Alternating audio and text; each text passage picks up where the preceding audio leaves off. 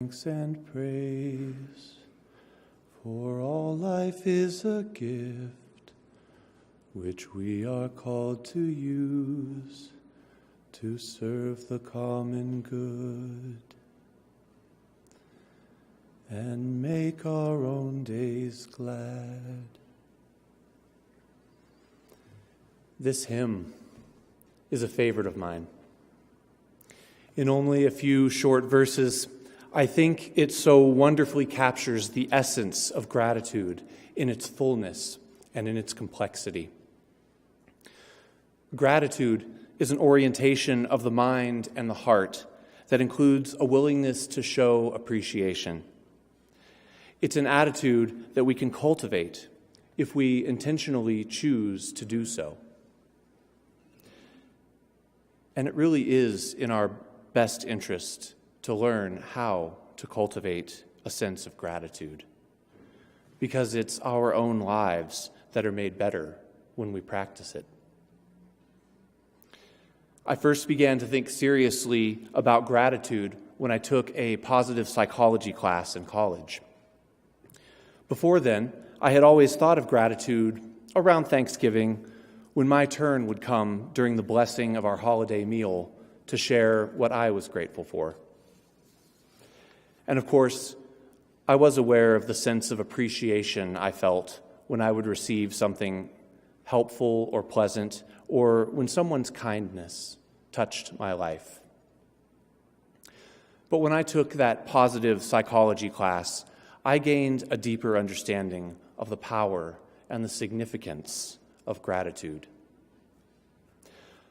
Positive psychology seeks to understand human potential, well-being, and what makes us thrive. And so it's a field where the topic of gratitude has received a lot of attention. The studies on gratitude show plenty of evidence that it improves many aspects of our lives, benefiting us physically, emotionally, and socially. But I not only studied gratitude, I practiced it. My professor challenged the class with 2 gratitude assignments. One was to write gratitude letters, and the other was to keep a gratitude journal. And it was through these assignments, it was through these practices that I discovered gratitude improves another aspect of my life. I learned that spiritually, gratitude is good for the soul. Now, as far as I know, there is no scientific way to measure or test the well-being of a soul. So you'll just have to take my word on this. And before we start talking about spiritual well-being, I want to say something about spirituality. Spirituality, as I understand it, is about connecting in 2 different directions. It's about inwardly connecting with our own inner selves, often through contemplation and reflection. And spirituality is about outwardly connecting with something that is greater than or beyond our own individual selves. And when it comes to our spiritual lives, gratitude is essential in making both of those connections. It nourishes us. Gratitude is the life-giving water to quench our sacred thirst. Inwardly, gratitude is the antidote to our constant wanting, to the endless pursuit of our unrealized and unobtained desires. When we embrace an attitude of gratitude, we appreciate what we have rather than fixate on what we do not. And this can make us happy. Or even better, it can help us find a sense of inner peace. And then outwardly, gratitude helps us connect to others and to the world that we share. Spirituality is incredibly personal, but it is not entirely private. we know ourselves in relation to others. And so we grow as we encounter each other on our spiritual journeys. Gratitude helps us create relationships. It helps us forge the bonds of community. And it helps us find meaning and purpose in our lives through service to others and building the common good. For needs which others serve, for services we give, for work and its rewards, for hours of rest and love, we come with praise and thanks. For all that is our life. In order to be at our spiritual best, we need to belong to a spiritual community. This doesn't mean that there's no place for individual spirituality or solitude. It means that as important as it is to reflect inwardly and to know ourselves, we cannot experience the wholeness of our humanity without others. I find it interesting that this hymn says our life rather than our lives. The plural our seems mismatched to the singular life. Now, this could just be a grammatical oversight, but I actually think it was intentional. I think that our life is referring to our singular, shared, communal life, and to the universal shared experience of being alive. It's through our relationships that we live the most beautiful parts of being human. Compassion, empathy, acceptance, justice, love.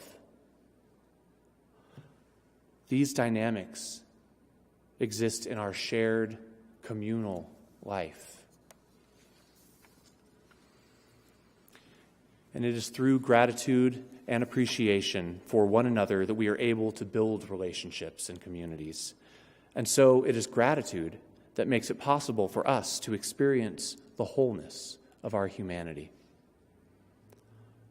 Unfortunately, that wholeness also has a shadow side.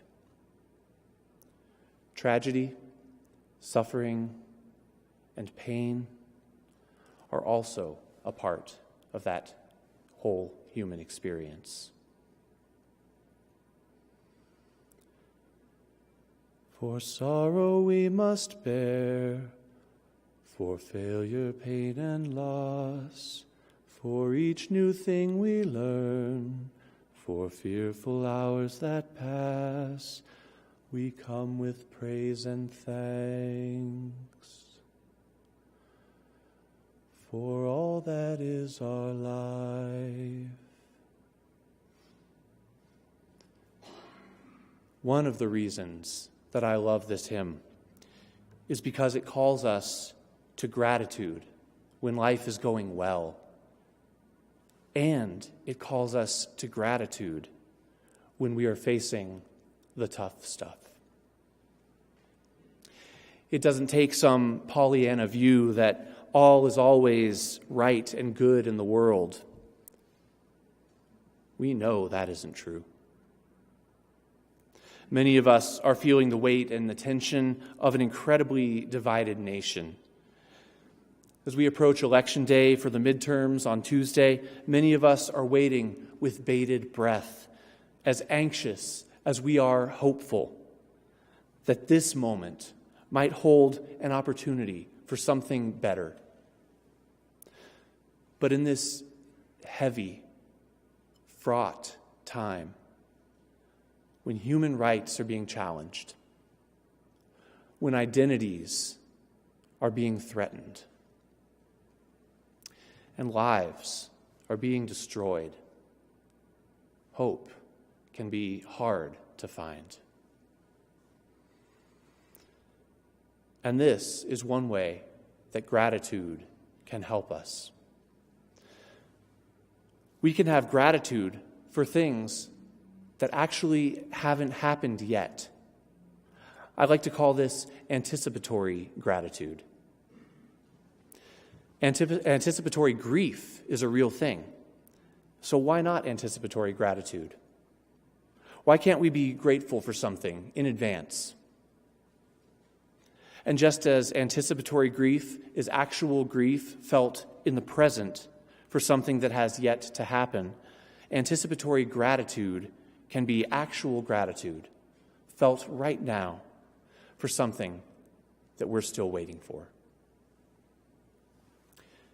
And so whether we call it anticipatory gratitude or whether we call it hope, let's gather some appreciation for the future, for that which lies ahead, for the potential of tomorrow that will be born out of the impermanence of today.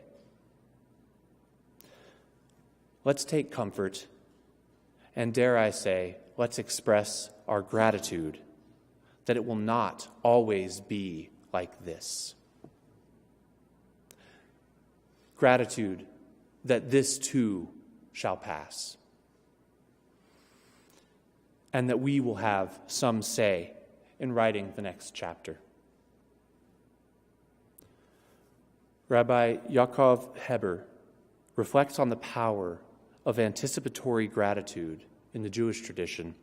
He writes, "By thanking God in advance for the rain that God will bring, we gain divine favor to send the rain." There is power in appreciating and thanking Hashem for all Hashem has done for us. Now, it sounds like the rabbi believes that expressing anticipatory gratitude for something that has not yet come, like his example of the rain, does more than provide a reason to hope, but that it actually gains favor with the divine. And that in turn helps make it happen. And I wonder, for us religious liberals in the room who have a theology that puts human agency front and center, I wonder if anticipatory gratitude, truly felt and intentionally expressed, can be the catalyst that we need, the motivation that we require to use our own power to actualize our potential. Or, more simply put, for those of us who believe that we have to act if we want to see change in the world, can anticipatory gratitude be the kick in the pants we need to do the hard work of making what we hope for a reality?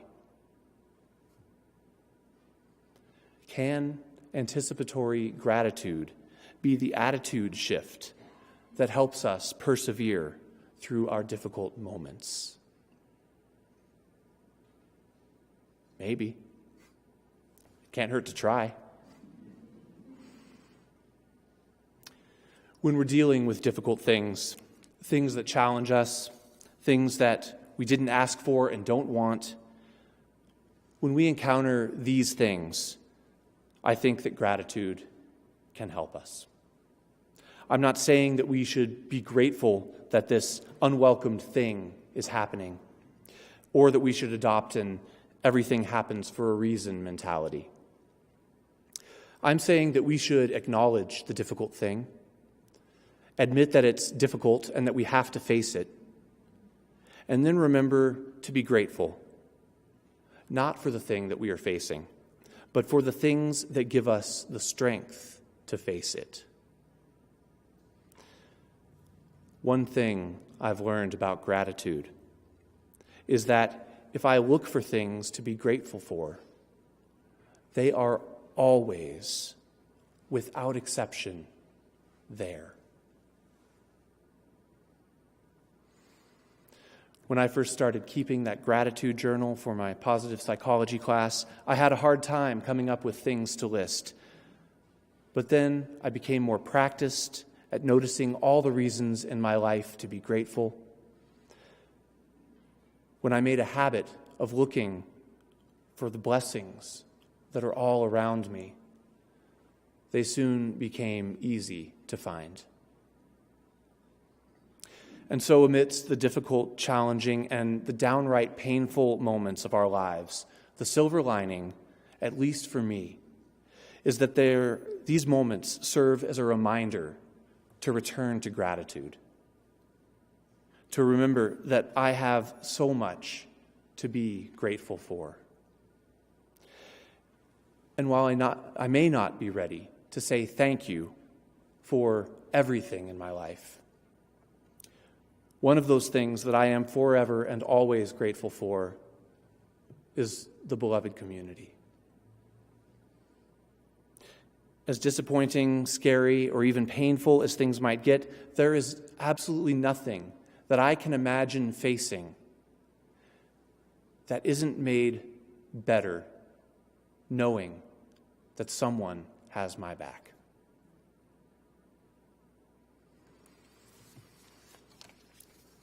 And so I remember with gratitude that I am a part of this community, and that this community is part of the living tradition of Unitarian Universalism.